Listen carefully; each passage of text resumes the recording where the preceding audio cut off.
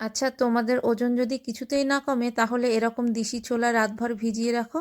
তারপর সকালবেলা উঠে জল ফেলে দিয়ে একটা প্রেসার কুকারের মধ্যে নিয়ে নাও।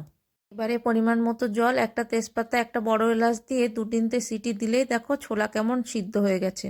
তারপর একটা ফ্রাই প্যানে তেল গরম করে জিরে ফোড়ন আর আদা বাটা দিয়ে দিলাম। এদিকে একটা বাটিতে নিয়ে নিয়েছি জিরের গুঁড়ো, ধনের গুঁড়ো, লবণ আর লঙ্কার গুঁড়ো। তারপরে একটু গরম জল দিয়ে তার একটা চাটনি বানিয়ে ওই গরম তেলের মধ্যে দিয়ে ভালো করে কষে নেব।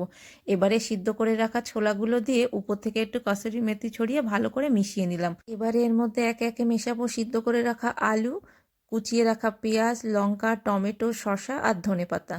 সবশেষে লেবুর রস আর বেশ খানিকটা চাট মশলা ছড়িয়ে চামচের সাহায্যে মেখে নিলেই রেডি আমাদের সুপার টেস্টি চানা চাট।